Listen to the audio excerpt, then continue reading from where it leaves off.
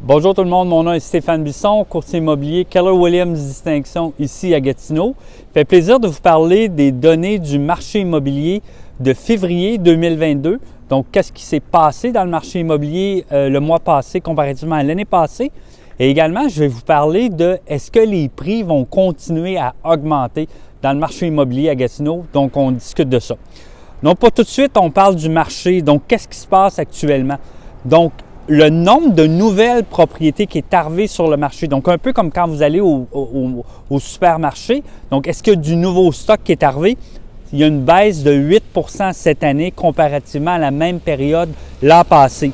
Au niveau du nombre de propriétés en vigueur, il y a une baisse de 19,5 % des propriétés. Donc, actuellement, il y a 621 propriétés au 28 février qui est en vente comparativement à 772 l'an passé à la même période. Par contre, au niveau des ventes, écoutez bien ça, il s'est vendu 353 propriétés en février comparativement à 440. Donc, le marché, le nombre d'unités vendues a baissé de 32 %. Par contre, quand on regarde au niveau du prix médian des propriétés unifamiliales, qui inclut également les semi-détachés et les maisons-jardins, il y a une augmentation de 26,5 % en un an. Donc, le prix médian maintenant pour un unifamilial est de 452 300 $. Puis, quand on regarde au niveau de la copropriété, le prix médian a augmenté de 40,5 % pour s'établir à 316 000 $. Le nombre de jours que ça prend pour vendre une propriété est en baisse de 14 jours. Donc, ce qui veut dire 30 jours maintenant pour vendre une propriété dans la région de l'Outaouais. Et je peux vous dire là, que dans notre cas, pour les 2 mois là, de janvier et février, ça se compte en jours, ça se compte en moins que 5 jours, 6 jours pour vendre et la majorité du temps en surenchère, donc plus que le prix demandé. Maintenant, je vous ai dit que je vais vous parler de qu'est-ce qui va se passer au niveau du marché immobilier. Bien, si j'expliquerais ça de manière imagée, imaginez-vous là, que vous êtes au supermarché puis vous voulez acheter des bananes.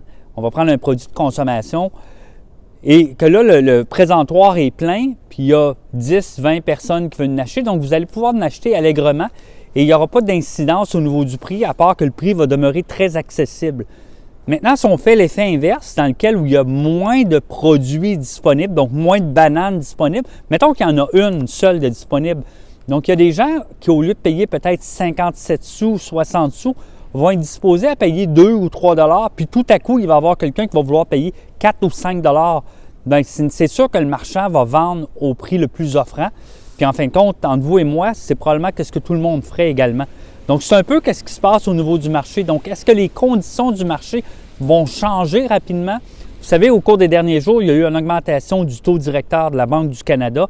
Je ne pense pas personnellement que ça va faire un changement au niveau des données du marché.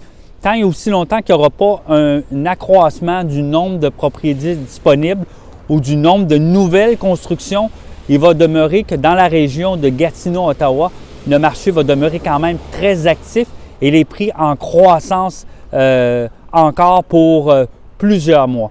Vous aimeriez vendre votre propriété, vous avez des questions par rapport à l'immobilier. Moi et mon équipe, on sera un plaisir de vous répondre. À bientôt!